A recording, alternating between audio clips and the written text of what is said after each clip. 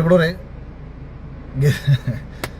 എന്തായാലും വീണ്ടും വീണ്ടും ലൈവിൽ വരാനുള്ള സാഹചര്യങ്ങൾ തന്നെയാണ് എനിക്ക് മുന്നിലുള്ളത്. പലതും വേണ്ട എന്ന് വെച്ചാലും വരുത്തിക്കുകയാണ്. വരാം, നമ്മൾ ആരെ പേടിക്കുന്നത്? നമുക്കൊരുത്തനെയും പേടിയില്ലല്ലോ. നമുക്ക് ധൈര്യമായിട്ട് മുന്നോട്ട് പോകാമല്ലോ. ഉള്ളിൽ സത്യവും നീതിയും ചെയ്യുന്ന കാര്യങ്ങൾ ശരിയുമുണ്ടെങ്കിൽ ആരെയാടാ പേടിക്കണ്ടേ? ഇനി വന്നതിന്റെ കാരണം ബിഗ് ബോസിൽ സിബിനെ പുറത്താക്കിയതിന്റെ കാരണം കേട്ട് വൈകാരികമായി ഞാൻ പ്രതികരിക്കുന്നു. ഒരു ചെറുപ്പക്കാരനെ, പ്രേക്ഷകർ ഇഷ്ടപ്പെട്ട ഒരു ചെറുപ്പക്കാരനെ കാരണം കൂടാതെ പുറത്താക്കുന്നത് മാത്രമല്ല, അയാളെ മാനസിക രോഗിയാക്കി മാറ്റാൻ കൂടി ഒരു ശ്രമം നടന്നു എന്ന് കേൾക്കുന്ന എനിക്കുണ്ടായിട്ടുള്ള വൈകാരിക ക്ഷോഭം ഞാൻ അയാൾക്ക് വേണ്ടി സംസാരിക്കുന്നു. ആ സംസാരിക്കുന്ന കൂട്ടത്തില് ഇതിനു മുൻകാലങ്ങളിൽ ചില മത്സരാർത്ഥികളോട് ഇവർ കാണിച്ചിട്ടുള്ള സ്വാർത്ഥ താല്പര്യങ്ങളുടെ അടിസ്ഥാനത്തിൽ ഇവർ നടത്തിയിട്ടുള്ള പല ഇടപാടുകളും ഞാൻ ആ വിഷയത്തിൽ സൂചിപ്പിക്കുന്നു. അത് ഇതിനെ ഒന്ന് സപ്പോർട്ട് ചെയ്തുകൊണ്ട് സൂചിപ്പിക്കുന്ന വിഷയങ്ങൾ മാത്രമായിരുന്നു. പക്ഷെ എന്നെ അത്ഭുതപ്പെടുത്തുന്നത്, ഞാൻ ഈ ചാനലിന്റെ പിന്നിൽ പ്രവർത്തിക്കുന്ന ആൾക്കാർ കാണിച്ചേക്കുന്ന മര്യാദകേടുകൾക്കെതിരെ പറയുമ്പോൾ ആർക്കാണ് പൊള്ളുന്നത്? എന്തിനാണ് ബിഗ് ബോസിലെ മുൻ കണ്ടസ്റ്റന്റുകൾക്ക് അതിനകത്ത്, അല്ലെന്നുണ്ടെങ്കിൽ എന്റെ ഒപ്പം പ്രവർത്തിച്ചവർക്ക് അതിനകത്തൊരു വേദന ഉണ്ടാവേണ്ട കാര്യം? പൊതുവേ നമ്മൾ അങ്ങനെ പറയുമ്പോഴത്തേക്ക് ഒരു ഭൂരിഭാഗം ആൾക്കാരും ആ ചെറുപ്പക്കാരനോട് അവർ കാണിച്ചത് ശരിയല്ല എന്ന് പറയാനും, ഇവരുടെ ഇത്തരം മര്യാദകൾ തങ്ങൾ കേട്ടിട്ടുണ്ട്, അവരോട് വിളിച്ചു പറയണമെന്ന് ഞാൻ പറയുന്നില്ല. അവർക്കും അറിയാം, പേഴ്സണലി ഇവർക്ക് എല്ലാവർക്കും അറിയാം. ഇവരൊക്കെ തന്നെ പല രീതിയിൽ പലരോടും പലപ്പോഴായി പറഞ്ഞിട്ടുള്ളതാണ്. ഇവരൊക്കെ തന്നെ മറ്റു പലരോട് പറഞ്ഞിട്ടുള്ളതും ഈ പറയുന്ന പുറത്ത് വന്നിട്ടുള്ള കാര്യങ്ങളും ഒക്കെയാണ്. ചെറിയ രീതിയിലെങ്കിലും, അതായത് വലിയ രീതിയിൽ സ്പ്രെഡൊന്നും ആയിട്ടൊന്നുമില്ല എന്നുള്ളതേ ഉള്ളൂ. ഇപ്പം കഴിഞ്ഞ 2 ദിവസമായിട്ട് ഈ നമ്മുടെ ഒപ്പം ഹൗസിലുണ്ടായിരുന്ന കുറച്ച് ആൾക്കാർ ഇപ്പൊ വീഡിയോയും കൊണ്ട് ഇറങ്ങിയൊക്കെയാണ്. അപ്പൊ ഇവന്മാർക്ക് ഈ റിനോഷ്, നാദ്ര, ഇവർക്കൊന്നും ഇപ്പോഴും മനസ്സിലായിട്ടില്ല ഞാൻ എന്തുകൊണ്ടാണ് ജയിച്ചതെന്നുള്ള കാര്യം. അപ്പൊ റിനോഷിന്റെ ഒരു ബേസിക് രീതി ഉണ്ടല്ലോ, അതായത് ഇരുന്ന് പ്ലാൻ ചെയ്ത് 2 ദിവസം കഴിയുമ്പോഴത്തേക്ക് ഒരു സ്ക്രിപ്റ്റ് തയ്യാറാക്കി റിനോഷ് പൊക്കിയെടുത്തുകൊണ്ട് വന്നൊരു വീഡിയോ ഇട്ടേക്കാണ്. അതിൽ റിനോഷ് ഒരു കാര്യം പറയുകയാണ്, അഖിൽമാരാർക്ക് എന്തോ വലിയ ഫേവറിസം ബിഗ് ബോസിൽ നിന്ന് കിട്ടിയെന്നുള്ള കാര്യം. എടാ, ബിഗ് ബോസ് കണ്ട നിങ്ങളെല്ലാവർക്കും അറിയാവുന്ന ഒരു കാര്യമാണ്, ആദ്യത്തെ 50 ദിവസം എപ്പിസോഡിൽ പോലും പ്രോപ്പറായിട്ട് കാണിക്കാത്ത ഒരാളാണ് ഞാനെന്നും, എന്നെയൊക്കെ കാണിച്ചുകൊണ്ടിരുന്നത് തന്നെ നെഗറ്റീവ് വശം മാത്രമാണെന്നും, വിഷ്ണുവിനെ കാണിക്കുന്നില്ല എന്നും, 35 മുതൽ 50 വരെയുള്ള ദിവസത്തിലാണ് TRP ഏറ്റവും കുറഞ്ഞതെന്നും, ഈ സമയത്ത് ഏറ്റവും കൂടുതൽ കണ്ടന്റ് പൊക്കൊണ്ടുവന്നത് റിനോഷ് അവിടെ കിടന്ന് ഉണ്ണുന്നതും തുപ്പുന്നതും തൂറുന്നതും വെള്ളം കുടിച്ചുകൊണ്ട് നടക്കുന്നതും ഇവരുടെ രഹസ്യ മീറ്റിങ്ങുകളും ഒക്കെ ആയിരുന്നു എന്നതൊക്കെ തന്നെ കഴിഞ്ഞ സീസൺ കണ്ടുകൊണ്ടിരുന്ന സമയത്ത് എല്ലാവരും ചർച്ച ചെയ്ത വിഷയങ്ങളാണ്.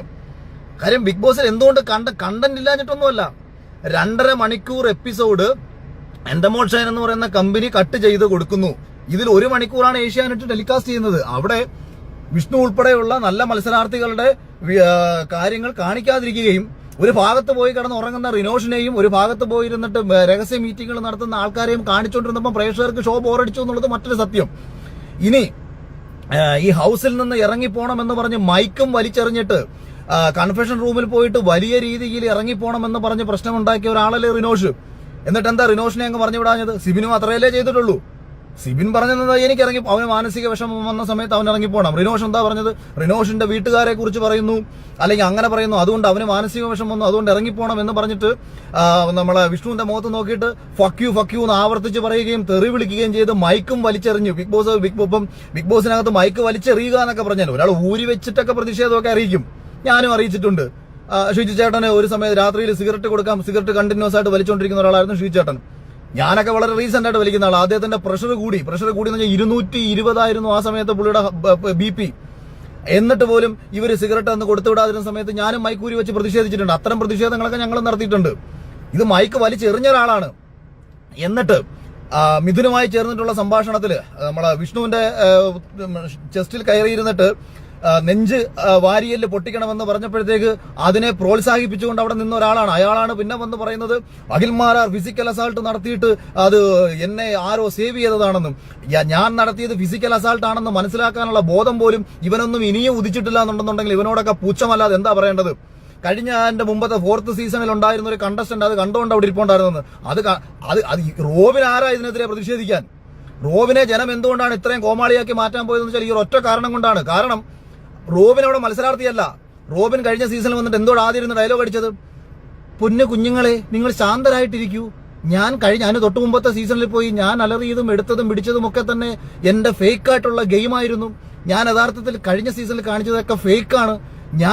ഇതാണ് ഒറിജിനൽ റോബിൻ, ഞാൻ പാവമാണ്, ഞാൻ എല്ലാവരുടെ അടുത്തും വളരെ ശാന്തമായിട്ടാണ് സംസാരിക്കുന്നത്, നിങ്ങൾ എന്തിനാണ് ഉച്ചത്തിൽ സംസാരിക്കുന്നത്, എന്റെ പൊന്നു മക്കളെ നിങ്ങൾ പതുക്കെ സംസാരിക്കൂ, നിങ്ങൾ ഒച്ച താഴ്ത്തി സംസാരിക്കൂ, നിങ്ങൾ എന്തിനാണ് വഴക്കിടുന്നത് എന്നൊക്കെ പറഞ്ഞ് ഞങ്ങൾക്ക് ഉപദേശം തന്നുകൊണ്ട് ഇങ്ങനെ ഇരുന്ന ഒരാള് ബിഗ് ബോസിലെ മത്സരാർത്ഥിയല്ല, ഗസ്റ്റായിട്ട് വന്നാണ്, വരിക പോവുക എന്നുള്ള പണി അവിടെ ചെയ്യാൻ പറ്റുന്ന ചെയ്തിട്ട് പോവുക. അപ്പൊ അവിടെ വന്നിട്ട് ബാക്കിൽ ഇരുന്ന് ജുനൈസിനെ തോണ്ടി വിട്ട് അകത്ത് പോയിട്ട് പരാതി കൊടുപ്പിക്കുന്നു, രഹസ്യമായിട്ട് സാഗറിനെതിരെ ഒരു പ്ലാൻ ചെയ്യുന്നു. ഇതൊക്കെ നമ്മളകത്ത് വെച്ച് തന്നെ പൊളിച്ചു കൊടുക്കുകയും ചെയ്താണ്. ആ റോബിൻ ഇപ്പൊ ഇതെടുത്ത് പോസ്റ്റ് ചെയ്യേണ്ട കാര്യം, റോബിന്റെ വിക്ടിമായിരുന്ന റിയാസ് തന്നെ കഴിഞ്ഞ സീസണിൽ തന്നെ ഇന്റർവ്യൂവിൽ വളരെ കൃത്യമായി പറഞ്ഞതാണ്, അഖിൽമാരാർ ചെയ്തേക്കുന്നത് ഫിസിക്കൽ അസോൾട്ട് അല്ല, ബിഗ് ബോസിന്റെ രീതിയിൽ അതൊരു ഫിസിക്കൽ അസോൾട്ട് അല്ലത്. കൈയൂങ്ങി ഒരു മനുഷ്യനെ തല്ലുന്നതും ഷോൾഡർ കൊണ്ട് പോയിട്ട് ചുമ്മാതെ ഒന്ന് തട്ടിവിടുന്നതും ഫിസിക്കൽ അസാൾട്ട് ആണെന്ന് മനസ്സിലാക്കാൻ പറ്റാത്ത ഇമാതിരി കഴുതകളൊക്കെ വന്നിരുന്നിട്ട് 2 ദിവസം ഇരുന്ന് പഠിച്ചു പറയേണ്ട കാര്യമെന്തോ? കാര്യം ഞാൻ പറയാം. ഏഷ്യാനെറ്റ് ബിഗ് ബോസ് സീസൺ 6 തുടങ്ങിയ സമയത്ത് ആരുടെ പ്രോഗ്രാമാണ് അവിടെ അവതരിപ്പിച്ചത്? അഖിൽമാരാരുടെ പരിപാടിയാണോ? കഴിഞ്ഞ സീസണിന്റെ വിന്നറായ എന്നെ അവിടെ അതിഥിയായിട്ട് വിളിക്കുകയാണോ, അതോ സീസണിൽ ഇടയ്ക്ക് വെച്ച് പറഞ്ഞു വിട്ടുന്ന റിനോഷിനെയും ജുനൈസിനെയും കൂടെ അവിടെ വിളിക്കുകയാണോ ചെയ്യേണ്ടത്? എന്നിട്ട് തന്നെ 50ാമത്തെ ദിവസം വരുന്ന സമയത്ത് റിനോഷിന്റെയും ജുനൈസിന്റെയും ഒപ്പം മാരിയറ്റ് ഹോട്ടലിൽ വെച്ച് ഫുഡ് കഴിക്കാനെന്ന്, സൂപ്പർ സ്റ്റാറുകളായ റിനോഷിനും ജുനൈസിനും ഒപ്പം മാരിയറ്റ് ഹോട്ടലിൽ വെച്ച് ഭക്ഷണം കഴിക്കാൻ ഏഷ്യാനെറ്റ് അവതരിപ്പിക്കുന്ന പുതിയ മാമാങ്ക, പുതിയ നാടകം എന്ന് പറഞ്ഞിട്ട് ഒരു റീല് വീഡിയോ ചെയ്ത് റിനോഷ് ഇട്ടേക്കുന്നു. അപ്പൊ റിനോഷിന് എനിക്കെതിരെ പ്രതിഷേധിച്ചല്ലേ പറ്റൂ? ഞാൻ റിനോഷിനെതിരെ എന്തെങ്കിലും വല്ല അക്ഷരം പറഞ്ഞോ? ഞാൻ എന്റെ ഒപ്പമുള്ള മത്സരാർത്ഥികളെ എപ്പോഴും ചേർത്ത് പിടിച്ച് സംസാരിച്ചിട്ടുള്ള ഒരാളാണ് ഞാൻ. പിന്നെ ഞാൻ ലൈം ലൈറ്റിലാണോ അല്ലയോ എന്നുള്ള കാര്യം, എടാ മണ്ടൻ കിണാപ്പാ, ഞാൻ വെറും ഒരു മാസം മുമ്പ് എന്റെ വീടിന്റെ പാലുകാച്ച് എന്ന് പറയുന്നത് ഓൾ കേരളത്തിൽ ഏറ്റവും കൂടുതൽ വാർത്ത വന്നിട്ടുള്ള ഒരു വാർത്തയാണ്. ഞാൻ ഇൻസ്റ്റയിൽ ഇട്ടേക്കുന്ന റീല്, അതിന് 3, 4, 5 മില്യൺ വ്യൂസ് ആണ് അതിന് വന്നേക്കുന്നത്. അത് കഴിഞ്ഞതിന് ശേഷം ഞാൻ പങ്കെടുത്ത പരിപാടി IPL-ന്റെ പരിപാടിയിൽ ഞാൻ ഗസ്റ്റായിട്ട് പോവുകയും അവിടെ കമന്റേറ്ററായിട്ട് ഇരിക്കുകയാണ് ഞാൻ ചെയ്തത്. സ്വയംവര സിൽക്സും ഫ്ലവേഴ്സ് ടിവിയും കൂടെ നടത്തിയ പ്രോഗ്രാമിനകത്ത്, കൊട്ടാരക്കര നടന്നൊരു വലിയ പ്രോഗ്രാമിനകത്ത് അവിടെയും ക്ഷണിക്കപ്പെട്ട അതിഥിയായ ജയറാമിനും പിഷാരടിക്കും ഒപ്പം ഞാൻ പോയിരിക്കും, മല്ലികാ സുകുമാരനൊപ്പം അവർ എന്നെയും അവിടെ വിളിക്കുകയാണ് ചെയ്യുന്നത്. അതും ടിവിയിൽ ടെലികാസ്റ്റ് ചെയ്തിട്ടുണ്ട്. കോമഡി ഉത്സവം, എന്താ പരിപാടിയുടെ പേര്, സ്റ്റാർ മാജിക് പോലുള്ള പരിപാടിയിൽ എനിക്ക് തുടർച്ചയായിട്ട് വിളിച്ചിട്ടും പോകാതിരുന്നിട്ട് വിഷുവിന്റെ അന്ന് ഒരു പരിപാടിക്ക് ഗസ്റ്റായിട്ട് ഞാൻ പങ്കെടുക്കുകയും പിന്നീട് അവർ വീണ്ടും വിളിച്ചിട്ട് ഞാൻ വരുന്നില്ല, എനിക്ക് അതിന് താല്പര്യമില്ല എന്ന് ഞാൻ അറിയിക്കുകയാണ് ചെയ്തത്. സിനിമയിൽ അവസരത്തെ കുറിച്ച് ഇനി പറഞ്ഞാൽ, ഷാജി കൈലാസ്, ഞാൻ ഇത്രയും നാളായിട്ട് ഇതൊന്നും ഓപ്പൺ ആയിട്ട് ഞാൻ പറഞ്ഞിട്ടില്ല. ഷാജി കൈലാസ് എന്ന് പറയുന്ന സംവിധായകൻ ബിഗ് ബോസ് കഴിഞ്ഞ സമയത്ത് എന്നോട് വിളിക്കുകയും അദ്ദേഹത്തിന് എന്നെ ഒരുപാട് ഇഷ്ടപ്പെട്ടെന്നും എന്നെ നായകനാക്കി ഒരു സിനിമ ചെയ്യണമെന്നും, പഴയ സ്ഥലത്തെ പ്രധാന പയ്യൻസ് പോലത്തെ ഒരു സിനിമ, അഖിലിനെ കണക്കൊരു സാധാരണക്കാരൻ രാഷ്ട്രീയ കാര്യങ്ങൾ ഇടപെടുന്ന, തെറ്റിനെതിരെ പ്രതികരിക്കുന്ന ഒരു ചെറുപ്പക്കാരന്റെ സബ്ജക്ട് എനിക്ക് അഖിലിനെ വെച്ച് ചെയ്യണമെന്ന് പറഞ്ഞ് ഒന്നിലധികം തവണ അദ്ദേഹവുമായി ചർച്ച നടത്തുകയും അതിനൊരു നിർമ്മാതാവ് വരികയും സബ്ജക്റ്റിന്റെ കാര്യത്തിൽ നമുക്കൊരു പൂർണ്ണത വരാത്തത് കൊണ്ട് പിന്നീട് മീറ്റിംഗുകൾ നടത്താൻ പറ്റാതെ പോവുകയാണ് പിന്നീട് ചെയ്തത്. മേജർ രവി സാർ എന്നെ നായകനാക്കി ഒരു സിനിമ പ്ലാൻ ചെയ്യുകയും അതിന് അഡ്വാൻസ് ലഭിക്കുകയും പിന്നീട് അദ്ദേഹം രാഷ്ട്രീയ പ്രവർത്തനത്തിന്റെ ഭാഗമായിട്ട് BJPയുടെ സംസ്ഥാന വൈസ് പ്രസിഡന്റ് ആയ സമയത്ത് ഈ ഇലക്ഷനുമായി ബന്ധപ്പെട്ട് അദ്ദേഹത്തിന് തിരക്ക് വരുന്നു, അദ്ദേഹത്തിന് ഇടയ്ക്ക് ഒരു ഹാർട്ടിനൊരു പ്രശ്നം വരുന്നു. അങ്ങനെ പലവിധ കാരണങ്ങളുമായിട്ട് ബന്ധപ്പെട്ട് പോയതുകൊണ്ടും അതിന്റെ നിർമ്മാതാക്കൾ തൊട്ടുമുമ്പ് ചെയ്തു വെച്ചേക്കുന്ന സിനിമ സാമ്പത്തികമായി പരാജയപ്പെട്ടതുകൊണ്ടും അതിനൊരു ഗ്യാപ്പ് വന്നതാണ്. എനിക്ക് സംവിധാനം ചെയ്യാനും എന്റെ തിരക്കഥയിൽ ഞാൻ സംവിധാനം ചെയ്യാൻ വേണ്ടിയിട്ട് തീരുമാനിച്ചതിന് അഡ്വാൻസ് വാങ്ങി അഡ്വാൻസ് ഞാൻ തിരിച്ചു കൊടുത്തതാണ്. നമ്മൾ കാരണം സിനിമ ഇനി ചെയ്യുമ്പോൾ അത് അത്രയും നല്ലൊരു പരിപാടി അല്ലെങ്കിൽ ചെയ്യണ്ട എന്ന് പറഞ്ഞ അഡ്വാൻസ് ഞാൻ തിരിച്ചു കൊടുത്തതാണ്. മലയാള സിനിമയിലെ ഒട്ടുമിക്ക എല്ലാ നിർമ്മാതാക്കളും, ആന്റോ ജോസഫ് ആയാലും വിജയ് ബാബു ആയാലും ഇവരുമായിട്ടെല്ലാം വളരെ വ്യക്തിപരമായ ബന്ധമുള്ളതും, ഈ അടുത്തിടെ മലയാളത്തിലെ വൺ ഓഫ് ദ ബെസ്റ്റ് ഡയറക്ടറായിട്ടുള്ള ഡിജോ ജോസ് ആന്റണി എന്റെ ഫ്ളാറ്റിൽ വന്ന സമയത്ത് ഞാൻ അദ്ദേഹത്തോടൊരു സബ്ജക്ട് സംസാരിച്ചപ്പോൾ, ഇത് അഖിലിനെ വെച്ച് ചെയ്താൽ, അഖിൽ അഭിനയിച്ചാൽ മതി, അഖിലിനെ വെച്ച് ഇത് ചെയ്തു കഴിഞ്ഞാൽ ഇത് അടിപൊളിയായിരിക്കും, അഖിൽ ആലോചിച്ചോ, അത് ഡയറക്ഷൻ ചെയ്യാൻ അദ്ദേഹത്തിന് താല്പര്യമുണ്ടെന്ന് എന്നോട് പറയുകയും ചെയ്തതാണ്. എനിക്കിതല്ല, ഇതിന്റെ എല്ലാം പിന്നാലെ അങ്ങ് മൂവ് ചെയ്താൽ പോരെ? അപ്പൊ ഇതേ സമയം ഒരു വേലയും കൂലി ഇല്ലാതിരിക്കുന്ന ആൾക്കാർ ആരാണ്? ബിഗ് ബോസ് കഴിഞ്ഞതിന് ശേഷം ജനം മറന്നുപോയിട്ടുള്ള ആൾക്കാർ അഖിൽമാരാരുടെ പേരിൽ ചുളുവിന് പ്രശസ്തരാവാൻ നടക്കുന്നു. ഏഷ്യാനെറ്റ് എന്തെങ്കിലും നക്കാപ്പിച്ച നിങ്ങൾക്ക് വെച്ച് നീട്ടിത്തരുന്നുണ്ടെന്നുണ്ടെങ്കിൽ അതങ്ങ് മേടിച്ച് തിന്നണം.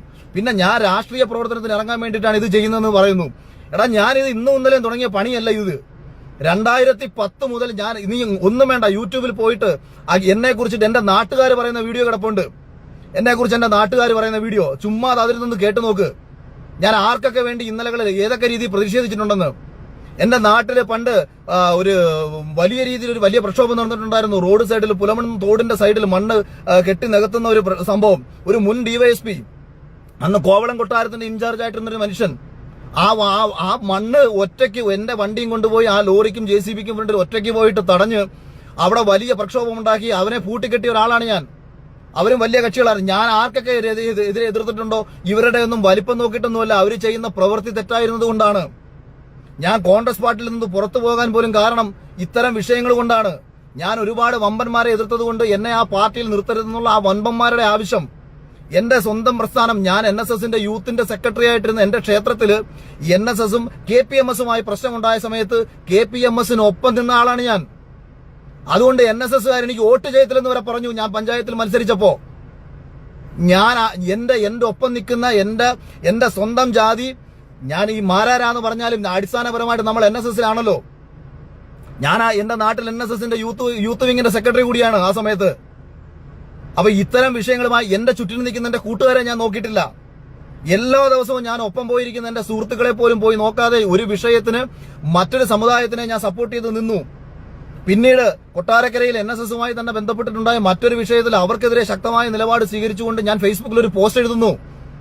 അതിനെ തുടർന്ന് കോൺഗ്രസ് പാർട്ടിയിൽ ബ്ലോക്ക് പഞ്ചായത്തിൽ മത്സരിക്കാൻ വേണ്ടിയിട്ട് ഏറ്റവും അനുയോജ്യനായിരുന്ന എന്നെ മാറ്റിയിട്ട് അവരുടെ താല്പര്യപ്രകാരം മറ്റൊരാളെ കൊണ്ട് സ്ഥാനാർത്ഥിയാകുന്നു. ആത്മാഭിമാനത്തോടുകൂടി സ്വതന്ത്രനായി ഞാൻ മത്സരിക്കുന്നു. 1700ഓളം വോട്ടുകൾ ഒറ്റയ്ക്ക് നിന്ന് കമ്മ്യൂണിസ്റ്റ് കോട്ടയായ ഒരു സ്ഥലത്ത് ഒറ്റയ്ക്ക് നിന്ന് ഞാൻ നേടിയെടുത്തിട്ടുണ്ട്.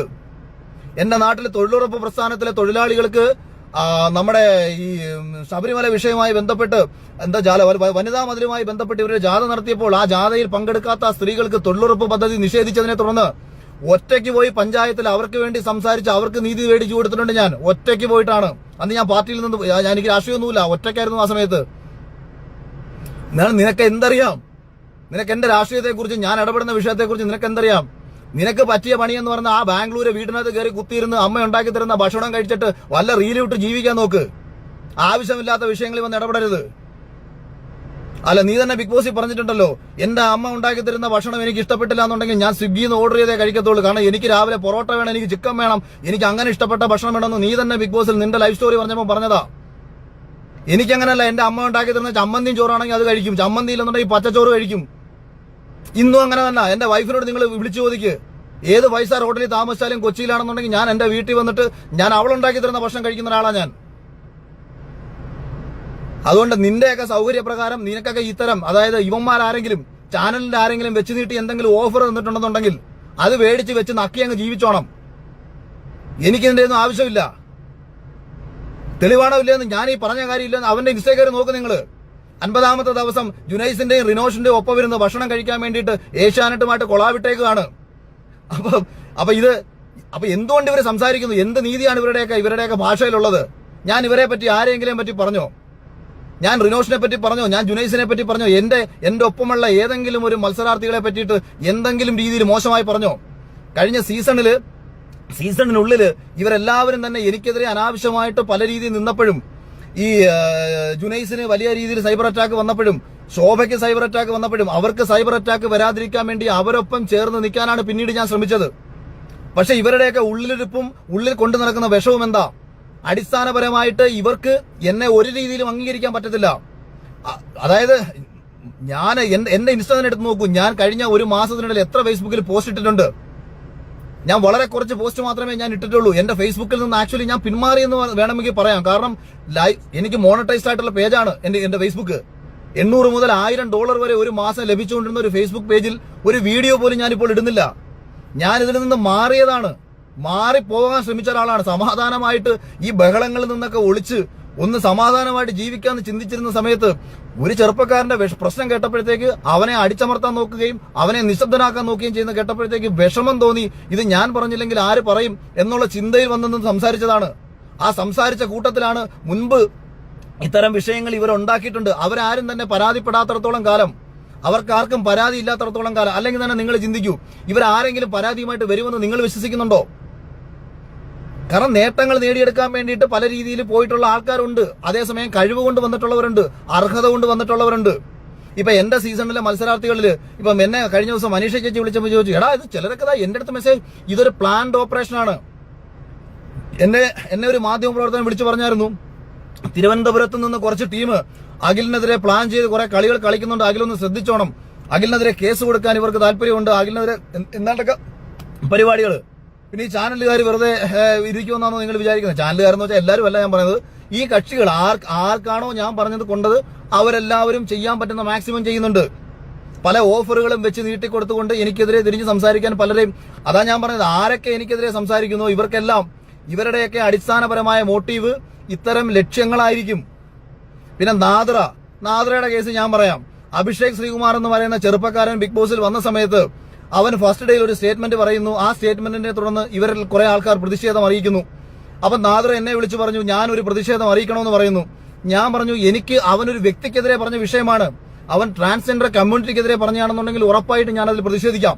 പക്ഷേ അവൻ അതിനകത്തുള്ള മറ്റൊരു ചെറുപ്പക്കാരൻ, മറ്റൊരു മത്സരാർത്ഥി, ആ മത്സരാർത്ഥി പുറത്തുള്ള ഒരാളുടെ ജീവിതവുമായി ബന്ധപ്പെട്ട് അയാളുടെ കുടുംബത്തിനെതിരെ പറഞ്ഞ ഒരു കാര്യത്തെക്കുറിച്ച് അഭിഷേക് ശ്രീകുമാർ പറയുകയും ആ വിഷയം ഒരു ട്രാൻസ്ജെൻഡർ കമ്മ്യൂണിറ്റിക്ക് എതിരെ മൊത്തത്തിലാണെന്ന് വരുത്തി തീർക്കുകയാണ് പുറത്ത് ചെയ്തത്.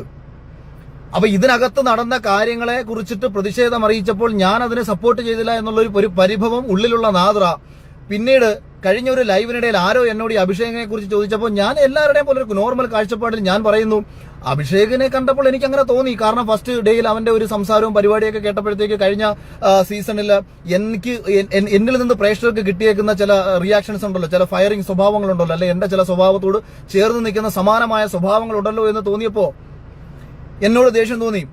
പക്ഷേ ഈ നാദ്രയൊക്കെ അതാണ് ഞാൻ പറയുന്നത്. അപ്പൊ ഉടനെ എനിക്കെതിരെ സംസാരിക്കാൻ തുടങ്ങുകയാണ്. നിങ്ങൾ ആലോചിച്ച് നോക്കൂ, ഇതേ നാദ്രയെ എത്രത്തോളം ഞാൻ ചേർത്ത് പിടിക്കുകയും ഞാൻ അവളോട് എപ്പോഴും പറയും, നാദ്ര ഞാൻ നിന്നെ എത്രത്തോളം ചേർത്ത് പിടിക്കുമ്പോൾ എനിക്ക് പുറത്തുള്ള ഒരു ഇമേജ് എന്ന് പറയുന്നത് ഞാൻ എന്തോ മെയിൽ ഷോവനിസ്റ്റും അല്ലെങ്കിൽ പഴയ കാഴ്ചപ്പാടുള്ള ഒരാളാണെന്നുമാണ്. അങ്ങനെ ഒരാൾ നിന്നെ ചേർത്ത് പിടിക്കുമ്പോൾ നിന്റെ സമൂഹത്തിന് അത് എത്രത്തോളം ഗുണമുണ്ടാകും. അതായത് ഞാൻ ഷിജുചേട്ടനോടും പറയും, ഷിജുചേട്ടാ നമ്മൾ നാദ്രയ്ക്കൊക്കെ കൊടുക്കാൻ പറ്റുന്നത് അവളെ എത്രത്തോളം ചേർത്ത് പിടിക്കാമോ അത്രത്തോളം ചേർത്ത് പിടിച്ച് സമൂഹത്തിൽ അവളെയും അവളെ പോലെ ജീവിക്കുന്ന ആൾക്കാർക്കും വേണ്ട പിന്തുണ കൊടുക്കണമെന്നാണ് എപ്പോഴും ഞാൻ പറഞ്ഞുകൊണ്ടിരുന്നത്. അപ്പൊ ഇത്തരം കാര്യം ഇതൊന്നും മനസ്സിലാക്കാതെ, അതുപോലെ തന്നെ ബിഗ് ബോസിൽ ഫാമിലി വീക്ക് നടന്ന സമയത്ത് എല്ലാവരും വരുമ്പോൾ അവരുടെ എല്ലാവരുടെയും സംസാരത്തിൽ നിന്ന് ഞാൻ വിന്നറാകുമെന്നുള്ള കാര്യത്തിൽ എനിക്ക് ഏറെക്കുറെ ഉറപ്പാണല്ലോ. അതിനുശേഷമാണ് ഈ പറയുന്ന പൈസ എടുത്തുകൊണ്ട് പോകുന്ന ടാസ്ക് വരുന്നത്. അതിന് മുൻപ് തന്നെ ഞാൻ നാദ്രയോട് പറയുന്നുണ്ട്, ഞാൻ വിജയിയായി കഴിഞ്ഞാൽ ഞാൻ നിനക്ക് എന്റെ ഭാഗത്ത് നിന്ന് ഇത്ര രൂപ തരണം. ഇത് ഞാൻ ഇന്നാണ് പറയുന്നത്. അപ്പൊ ഇത് നന്ദിയില്ലാത്ത സ്വഭാവം കാണിക്കുന്നത് കൊണ്ടാണ്. നമ്മൾ ഇവരോട് കാണിക്കുന്നതല്ല ഇവർ നമ്മളോട് കാണിക്കുന്നത്.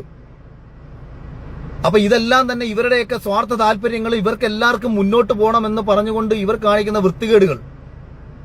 ഞാൻ ഈ പറഞ്ഞത് അതായത് ഞാൻ വളരെ കൃത്യമായിട്ട് പറഞ്ഞു, ഞാൻ ഏഷ്യാനെറ്റിലെ 2 പേരെന്ന് പറഞ്ഞാൽ സ്വാഭാവികമായിട്ടും വിഷമം വരേണ്ടത് ഏഷ്യാനെറ്റിലെ സ്റ്റാഫുകൾക്കാണ്. അപ്പൊ അതിൽ ഏഷ്യാനെറ്റിൽ നിന്ന് എന്നെ വിളിച്ച് ചോദിക്കണം, അഖിൽ ഇങ്ങനെ പറഞ്ഞല്ലോ, അപ്പൊ ഏഷ്യാനെറ്റിലെ കുറെ ആൾക്കാരെ അത് ബാധിക്കുന്ന വിഷയമല്ലേ അഖിലിന് അത് കൃത്യമായി പറഞ്ഞുകൂടെ? ഞാൻ ഉദാഹരണം പറയാം. 2011 നമ്മുടെ ഉമ്മൻചാണ്ടി സർക്കാർ മന്ത്രിസഭയിൽ ഗണേഷ് കുമാർ മന്ത്രിയായിരുന്ന സമയത്ത് മന്ത്രിമന്ദിരത്തിൽ വെച്ച് ഒരു മന്ത്രിക്ക് സ്ത്രീയുടെ മർദ്ദനമേറ്റു എന്ന് VS അച്യുതാനന്ദൻ പറയുന്നു. അന്നത്തെ പ്രതിപക്ഷ നേതാവ് ആരുടെ പേരാണ് എന്നൊന്നും പറയുന്നില്ല. മന്ത്രിമന്ദിരത്തിൽ വെച്ച് ഒരു മന്ത്രിക്ക് മർദ്ദനമേറ്റു. PC ജോർജ് പത്രസമ്മേളനം വിളിക്കുന്നു. പത്രസമ്മേളനം വിളിച്ചിട്ട് PC ജോർജ് പറയുകയാണ്, ഈ 21 മന്ത്രിമാരെയും ബാധിക്കുന്ന ഒരു വിഷയമായതുകൊണ്ട് ഞാൻ ആ മന്ത്രിയുടെ പേര് വെളിപ്പെടുത്തുകയാണ്, അത് ഗണേഷ് കുമാർ ആണ് എന്ന് അദ്ദേഹം പറയുന്നു.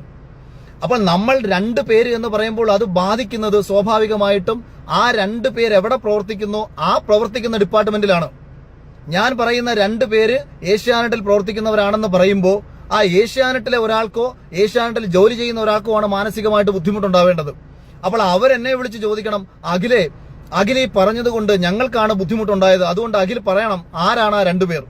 അപ്പൊ ഞാൻ അവരോട് ഒന്നുകിൽ നേരിട്ട് പറയും ആരാണ് ആ 2 പേർ എന്നുള്ള കാര്യം, അല്ലെങ്കിൽ എന്നെ ചാനലിൽ നിന്ന് വിളിച്ച് ചോദിച്ചാൽ ഞാൻ പറയും ഇന്ന 2 പേരെ കുറിച്ചിട്ടുള്ള നിരവധി അലിഗേഷൻസ്.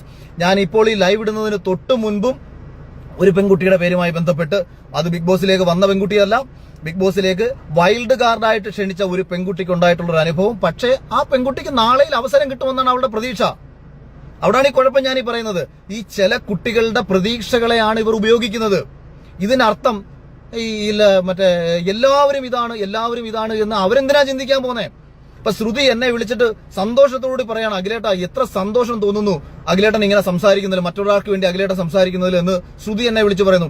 ശ്രുതിക്ക് എന്താ തോന്നാത്തത്? കാര്യം തോന്നേണ്ട കാര്യമില്ല, ശ്രുതിക്ക് തോന്നേണ്ട കാര്യമില്ല, ദേവുവിന് തോന്നേണ്ട കാര്യമില്ല, മനീഷ ചേച്ചിക്ക് തോന്നേണ്ട കാര്യമില്ല, ആർക്കും തോന്നേണ്ട കാര്യമില്ല. അതാ ഞാൻ വളരെ വളരെ ലളിതമായി ഞാൻ പറഞ്ഞാൽ, മലയാള സിനിമയിൽ കാസ്റ്റിംഗ് കൗച്ചുണ്ടെന്ന് പറഞ്ഞാൽ, മലയാള സിനിമയിൽ അഭിനയിക്കാൻ വേണ്ടിയിട്ട് സ്ത്രീകളെ ഉപയോഗിക്കുന്നുണ്ടെന്ന് പറഞ്ഞാൽ, കേരളത്തിൽ ഇന്നുവരെ അഭിനയിച്ചിട്ടുള്ള എല്ലാ വനിതകളും വന്നിട്ട് ഞങ്ങളെയാണോ എന്ന് ആരെങ്കിലും പറയാറുണ്ടോ? അതിന്റെ അർത്ഥം നമ്മളത് ചൂണ്ടിക്കാണിക്കാൻ പാടില്ല എന്നുണ്ടോ? നമ്മൾ ഒരിടത്ത് നടക്കും. ഇപ്പൊ ഇതിൽ ഞാനിത് പറയുമ്പോൾ എന്റെ ഉദ്ദേശം എന്താ, ഞാൻ ഈ 2 പേരുടെ പേര് പറയുമ്പോൾ ഇന്നലകളിൽ ഇവർ കാണിച്ച പ്രവൃത്തി ഇനി കാണിക്കാൻ ഇവർ ഒന്നുകൂടി ചിന്തിക്കണം. നാളെയിൽ ഇത് ചെയ്യണോ വേണ്ടയോ എന്ന് ചിന്തിക്കണം. ഇത്തരക്കാരെ വെച്ചുകൊണ്ട് ഈ ഷോ മുന്നോട്ട് കൊണ്ടുപോകണോ എന്ന് ഷോയ്ക്ക് പിന്നിൽ പ്രവർത്തിക്കുന്ന ആൾക്കാർ, ഷോയ്ക്ക് വേണ്ടി പണം മുടക്കുന്ന ആൾക്കാർ ചിന്തിക്കണം. അല്ലാതെ ഒരു വ്യക്തി വന്ന് പറയാതെ, ഇത് പെൺകുട്ടികളുടെ കാര്യം, ഈ ലോകത്ത് എങ്ങനാണോ ആ ഒരു പെൺകുട്ടി, ഇരയാക്കപ്പെടുന്ന ഒരു പെൺകുട്ടിയുടെ പേര് എനിക്ക് പൊതുസമൂഹത്തോട് പറയാൻ പറ്റുന്നത്? ഇത്രയും കോമൺ സെൻസ് നിനക്കൊന്നും ഇല്ലേ? കേരളത്തിൽ ചർച്ചയായിട്ടുള്ള ഏറ്റവും വലിയ സ്ത്രീപീഡനങ്ങൾ തൊട്ട് ഏറ്റവും ചെറിയ സ്ത്രീപീഡനങ്ങൾ വരെ നിങ്ങൾ എടുത്തു നോക്കൂ. പീഡിപ്പിക്കപ്പെട്ട ഒരു പെൺകുട്ടിയുടെ പേര് നിങ്ങൾക്ക് ആർക്കെങ്കിലും പബ്ലിക്കായിട്ട് വന്ന് പറയാൻ പറ്റുമോ?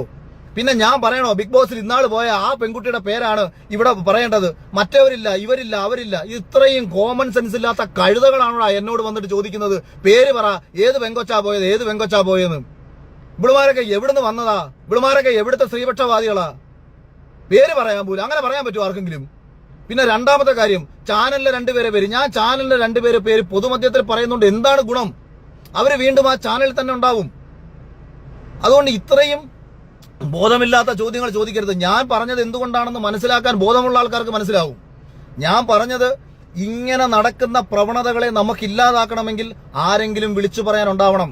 ഇത് സമൂഹത്തിൽ ചർച്ച ചെയ്യപ്പെടുന്നു എന്ന് കാണുമ്പോൾ ഇന്നലെ വരെ ചെയ്തത് അവിടെ ഇരിക്കട്ടെ, ഇനി ചെയ്യാതിരിക്കുക. നമ്മൾ ഒരാളെ ബ്ലോക്ക് ചെയ്യുക, നമ്മുടെ ഇഷ്യൂ എന്താ? അപ്പൊ ഞാൻ ഇവിടെ ഇത് പറയുമ്പോൾ ഒന്നുകിൽ അവർ ആ സിബിൻ എന്ന് പറയുന്നവനെ വിളിച്ചിട്ട് സിബിനെ തിരിച്ച് ഹൗസിലേക്ക് കയറ്റുന്നൊരു കാര്യം ചർച്ച ചെയ്യപ്പെടട്ടെ, അവൻ തിരിച്ച് ഹൗസിലേക്ക് വരട്ടെ. ഇപ്പൊ സിജോ 10-30 ദിവസം പുറത്തു നിന്ന് ഗെയിമും കണ്ടിട്ട് അവന് പുറത്ത് സപ്പോർട്ട് ഉണ്ടെന്നൊക്കെ മനസ്സിലാക്കിയിട്ടാണ് സിജോ അകത്തേക്ക് കയറിയേക്കുന്നത്. 6ഓളം വൈൽഡ് കാർഡുകൾ കയറിയേക്കുന്നതും പുറത്തു നിന്ന് കാര്യങ്ങൾ മനസ്സിലാക്കിയിട്ടാണ് അകത്ത് കയറിയേക്കുന്നത്. അതുകൊണ്ട് തന്നെ സിബിന് ഇനി കയറിയാലും കുഴപ്പമില്ല. കാര്യം ഓൾറെഡി സിബിന് പുറത്തു നിന്ന് കാര്യങ്ങൾ മനസ്സിലാക്കി ഒരാൾക്ക് അവിടെ സപ്പോർട്ടുണ്ട്, ഇതൊക്കെ അറിയാവുന്നതാണ് സിബിന് മാക്സിമം അറിയാൻ കഴിയുന്നത് എനിക്ക് ഇത്രയും സപ്പോർട്ട് പുറത്തുണ്ട്. ഇതെല്ലാം മാറും. ഒറ്റ ആഴ്ചത്തെ പ്രവൃത്തി കൊണ്ട് ബിഗ് ബോസിലെ സപ്പോർട്ടും കാര്യങ്ങളും എല്ലാം പാടെ മറിയുന്ന രീതിയിലാണ് ബിഗ് ബോസിലുള്ളത്.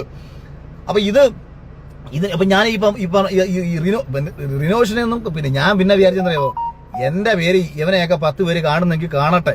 ഇനിയിപ്പോ അതല്ലേ ഓപ്ഷൻ ഉള്ളൂ. നമ്മളെ പേരാണ് ഇപ്പൊ ചർച്ച ചെയ്തത്. അപ്പൊ ഒപ്പം വന്നൊരു വീഡിയോ ഇട്ട് കഴിഞ്ഞാൽ റിനോഷനെ 10 അല്ല ഇവൻ അതിനകത്ത് എന്തുവാ ചെയ്തത്? മറ്റേ നിങ്ങൾക്ക് ഇത് ഞാൻ എന്തിനാ പറയുന്നത്? നിങ്ങൾ തന്നെ. അതുകൊണ്ട് ഇതൊക്കെ വന്നിരുന്ന വലിയ വായിൽ ഡയലോഗ് അടിച്ചിട്ട് പോകരുത്, വലിയ വായിൽ ഡയലോഗ് അടിച്ചിട്ട് പോകരുതെന്ന് എനിക്ക് ഇതിനകത്ത് റിനോഷിനോടൊക്കെ പറയാനുള്ളത്. ഒന്നുകിൽ മറ്റേ ഒരു ചൊല്ലുണ്ട്, വയ്യാത്ത പട്ടി കയ്യാല കയറാൻ പോകരുതെന്ന്. വയ്യാത്ത പട്ടി ദയവ് ചെയ്ത് കയ്യാല കയറാൻ പോകരുത്. ഞാനിത് ഇന്നലെ ഒന്നും കാണാൻ തുടങ്ങിയ പരിപാടികളൊന്നും അല്ല ഇതൊന്നും. ഞാൻ എന്തൊക്കെ ചെയ്തിട്ടുണ്ടെന്നുള്ള കാര്യം വെറുതെ പോയി കൊട്ടാരക്കര കോട്ടാത്തിലേക്ക് ചെന്നിട്ട് എന്റെ നാട്ടിൽ ചെന്നിട്ട് എന്റെ നാട്ടുകാരുടെ അടുത്ത് ചോദിച്ചാൽ മതി. വളരെ കൃത്യമായിട്ട് അവർ പറഞ്ഞു തരും, എന്റെ സ്വഭാവം എന്താണെന്നും. ഇനി ഞാൻ ഇലക്ഷനിൽ ചിലപ്പോൾ ഞാൻ പോയി സ്വതന്ത്രനായിട്ട് ഞാൻ ഇലക്ഷനിൽ മത്സരിക്കും. അതായത് ഇവര് പറയുന്നറിയോ, ഞാനിത് ഏഷ്യാനെറ്റിനെതിരെ പറയുന്നത് എനിക്ക് നാളെ ഇലക്ഷനിൽ മത്സരിക്കാനാണെന്ന്. അതായത് ഒരു മനുഷ്യൻ നല്ല കാര്യം ചെയ്യുന്നത് അയാൾ ഇലക്ഷനിൽ മത്സരിക്കാനാണെന്ന് പിന്നെ അങ്ങനെയുള്ളവരല്ലേ ഇലക്ഷനിൽ മത്സരിക്കേണ്ടത്. എടാ നീയൊക്കെ എന്നെ വിളിച്ചിട്ട് ഇങ്ങോട്ട് പറയണം. അതാ ഞാൻ പറഞ്ഞത്, ഇന്നലെ എന്നോട് ഇഷ്ടമുള്ള ആൾക്കാർ എന്നെ വിളിച്ച് പറയുന്നറിയോ, അഖിലേട്ടാ നിങ്ങൾക്ക് സിനിമയല്ല നല്ലത്, നിങ്ങൾ രാഷ്ട്രീയത്തിൽ ഇറങ്ങണം, നിങ്ങളെ പോലുള്ള ആൾക്കാരാണ് രാഷ്ട്രീയത്തിൽ വരേണ്ടത്. എനിക്ക് വരുന്ന ഏറ്റവും കൂടുതൽ മെസ്സേജുകളും അഖിലേട്ടനെ പോലൊരാൾ രാഷ്ട്രീയത്തിലേക്ക് വരണം, അഖിലേട്ടനെ പോലൊരാളാണ് ഞങ്ങൾക്ക് ആവശ്യം, നിങ്ങളെ പോലൊരാൾ വേണം. അപ്പൊ ഒരു മാനവും മര്യാദയുള്ള ഒരുത്തനാണെന്നുണ്ടെങ്കിൽ ഈ റിനോഷ് പറയേണ്ടത് എന്താ, അഖില ചെയ്യേണ്ടത് നിങ്ങൾ ഈ സിനിമയൊക്കെ വിട്ടിട്ട് നിങ്ങൾക്ക് പറ്റിയ ഫീൽഡ് രാഷ്ട്രീയമാണ്. അല്ലാതെ രാഷ്ട്രീയത്തിലേക്ക് വരാൻ വേണ്ടിയിട്ട് ഞാൻ ആദ്യമായിട്ട് ഞാൻ ഈ ബിഗ് ബോസ് കഴിഞ്ഞിറങ്ങിയപ്പോ തൊട്ട് കേരളം ഭരിക്കുന്ന രാഷ്ട്രീയ പാർട്ടിക്കെതിരെ എന്തൊക്കെ പറയുന്നു എന്നുള്ളത് ഈ മണ്ടൻ കുണുവാവ കേട്ടിട്ടില്ല. കാര്യം ഇവൻ പാത്ത റൂമിനകത്ത് കയറിയിരിക്കുന്ന ഇവനെ ഈ ലോകത്തെ കുറിച്ച് വല്ലതും അറിയാവോ? അപ്പൊ ഇവൻ അറിയത്തില്ല. ഞാൻ തിരുവനന്തപുരത്ത് സമരം കിടക്കുന്ന 10,000-3000 ചെറുപ്പക്കാർ കുട്ടികൾ അവിടെ സമരം കിടന്ന സമയത്ത് ഞാൻ അവർക്ക് വേണ്ടി ആദ്യം സംസാരിച്ചതും ഞാൻ പിന്നീട് അവരുടെ സ്ഥലത്ത് പോയി, ഇതൊന്നും പൈസ മേടിച്ചിട്ടൊന്നും അല്ല, എന്റെ സ്വന്തം ചെലവിൽ ഞാൻ പോയതാ. കൊച്ചിയിൽ നിന്ന് വണ്ടി ഓടിച്ച് ഞാൻ പോയത്, അവിടെ തിരുവനന്തപുരത്ത് സ്റ്റേ ചെയ്തതും അവർക്കൊപ്പം പോയതും. രക്തസാക്ഷി അനുസ്മരണ സമ്മേളനങ്ങളിൽ ഞാൻ പോയി പങ്കെടുത്തിട്ടുണ്ട്. അതേപോലെ ഒരുപാട് എനിക്ക് ഈ ചാരിറ്റി കാര്യങ്ങൾ വിളിച്ചു പറയുന്നത് ഇഷ്ടമല്ലാത്തതുകൊണ്ടാ. അതും എന്നെ കൊണ്ട് ചെയ്യാൻ പറ്റുന്ന കാര്യങ്ങൾ അതും ഞാൻ ചെയ്തിട്ടുണ്ട്. എനിക്ക് കിട്ടിയേക്കുന്ന പൈസകളുടെ 10%-ലധികം തുക ഞാൻ പലർക്കായിട്ട് പലപ്പോഴായിട്ട് കൊടുത്തിട്ടുണ്ട്. ഇന്നലെയും രാവിലെ വിളിച്ച ആൾക്കാർക്ക്, ഇന്നലെ ബെനഞ്ഞാന്ന് രാവിലെ വിളിച്ച ഒരാളെ എനിക്ക് സഹായിക്കേണ്ടി വന്നിട്ടുണ്ട്. പിന്നെ അവരുടെ പേര് ഞാൻ പോയിട്ട് ഒരാൾക്കാർ 5000 രൂപ കൊടുത്ത് അതിന്റെ പോസ്റ്റ് എടുത്ത് വീസ്. ഇപ്പൊ ഞാൻ പണ്ടൊരു കൊച്ചിന് കാണാൻ പോയി, എന്നെ കാണണമെന്ന് പറഞ്ഞൊരു കുട്ടിയെ ഞാൻ കാണാൻ പോയി, വീഡിയോ ഒരുപക്ഷെ നിങ്ങൾ കണ്ടിട്ടുണ്ടായിരിക്കും. ഞാൻ ആ കുട്ടിയെ കാണാൻ പോയ സമയത്ത് ഞാൻ അവൾക്ക് പൈസ കൊടുത്തിട്ടുണ്ടായിരുന്നു. പക്ഷെ അതിന്റെ അടിയിൽ ഫുള്ള് കമന്റ് വന്നു, അഖിലേട്ടൻ അവിടെ പോയിട്ട് ആ കൊച്ചിന് സൈക്കിൾ മേടിച്ചു കൊടുത്തില്ല. എടാ 3-4 സൈക്കിൾ മേടിക്കാനുള്ള പൈസ കൊടുത്തിട്ടാണ് ഞാൻ പോരുന്നത്. പക്ഷെ നിന്റെയൊക്കെ കണക്ക് അല്പത്തരം എനിക്കില്ലാത്തതുകൊണ്ട് ഞാൻ ഈ കൊടുക്കുന്ന പൈസയുടെ വീഡിയോ എടുത്ത് ഞാൻ കാണിക്കാറില്ല. വലം കൈ കൊടുക്കുന്നത് ഇടം കൈ അറിയരുതെന്ന് വിശ്വസിക്കുന്നതാണ്. ദൈവം ഇത് കാണും. ഞാൻ എല്ലാ കാലത്തും വിശ്വസിക്കുന്നതാണ്. ഞാൻ ബിഗ് ബോസിനകത്ത് ചെയ്യുന്ന ഓരോ ആക്ടിവിറ്റിയും പ്രേക്ഷകരായ ദൈവങ്ങൾ തിരിച്ചറിഞ്ഞതുകൊണ്ടാണ് നിങ്ങൾ എന്നെ ഇഷ്ടപ്പെട്ടതും നിങ്ങൾ എന്നെ ജയിപ്പിച്ചതും മണ്ടം കൊണാപ്പുകളെല്ലാം അടിച്ച് പുറത്താക്കിയതും. അതായത് ഏഷ്യാനെറ്റ് എന്നെ സപ്പോർട്ട് ചെയ്തത് എന്ത് കോമൺ സെൻസ്. നീ ഏത് ലോകത്താടാ നീയൊക്കെ ജീവിക്കുന്നത്? ഒരു മത്സരാർത്ഥി എന്ന നിലയിൽ പ്രേക്ഷകർക്ക് എന്നെ കണ്ടുകൊണ്ടിരിക്കുകയാണെന്നും എന്നെ ഇഷ്ടപ്പെട്ടത് കൊണ്ടാണെന്നും അയാൾ ജയിച്ചതെന്ന് തിരിച്ചറിയാൻ ബോധമില്ലാതെ ഞാനും ജുനൈസും കൂടി ഫിസിക്കൽ അസാൾട്ട് ഉണ്ടായത് അകത്ത് കയറിയ സമയത്ത് ജുനൈസിനോട് ഷോ ഡയറക്ടർ വന്ന് നേരിട്ട് ചോദിക്കുകയാണ് ചെയ്തത്. ഞാനും റിനോഷും തമ്മിലാണ് അവിടെ വഴക്കുണ്ടാകുന്നത്. അപ്പൊ എന്തിനാണ് ജുനൈസ് നീ വന്ന് അതിന്റെ ഇടയ്ക്ക് കയറിയത്? ഒരു കാര്യം ചെയ്യാൻ രണ്ടുപേരെ അങ്ങ് പറഞ്ഞു വിട്ടേക്കാം. പുള്ളി ഇങ്ങനെ ഒരു ഒറ്റ ചോദ്യം ചോദിച്ചതേ ഉള്ളൂ. ജുനൈസ് അപ്പോഴേ തകർന്ന് തരിപ്പണമായിട്ട് അയ്യോ എനിക്ക് കുഴപ്പമൊന്നുമില്ലെന്ന് പറഞ്ഞു. എന്താ ജുനൈസിനെ കുറച്ച് അവന്റെ അണ്ണാക്കിന് അവന്റെ കൊരവള്ളി പിടിച്ചു വലിച്ചിട്ട് ബിഗ് ബോസ് പറയിപ്പിച്ചതൊന്നും അല്ലല്ലോ അവനെ കൊണ്ട് എനിക്ക് ഷേക്കാൻ തന്നതും മാപ്പ് പറയിപ്പിച്ചതൊന്നും. ഞാൻ അകത്തോട്ട് കയറിപ്പോയപ്പോൾ പറഞ്ഞത് എന്താ? ഞാൻ അകത്തോട്ട് കയറിപ്പോയപ്പോഴും പറയുന്നത് ഞാൻ ചെയ്തത് തെറ്റാണെങ്കിൽ എന്നെ പുറത്താക്കൂ എന്നാണ് ഞാൻ പറഞ്ഞുകൊണ്ട് കയറി പോകുന്നത്, ചെയ്തത് തെറ്റാണെങ്കിൽ. അപ്പൊ അത് മനസ്സ് നിങ്ങൾ കൃത്യമായ ആളെന്ന് മനസ്സിലാക്കി വെച്ചോണം.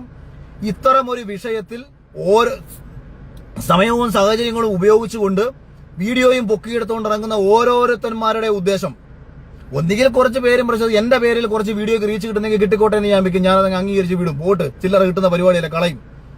പക്ഷെ എനിക്കെതിരെ അനാവശ്യമായിട്ടൊരു കാര്യം പറഞ്ഞാലും ഞാൻ ബിഗ് ബോസിനകത്ത് നിൽക്കുമ്പോൾ എനിക്ക് വേണ്ടി മറ്റുള്ളവർ സംസാരിച്ചിട്ടുണ്ട്. പക്ഷെ ഞാനിവിടെ പുറത്തുള്ളപ്പോൾ എനിക്ക് വേണ്ടി മറ്റൊരാൾ സംസാരിക്കുന്നതിനെക്കാട്ടി നല്ലത് ഞാൻ തന്നെ സംസാരിക്കുന്നതാണ്.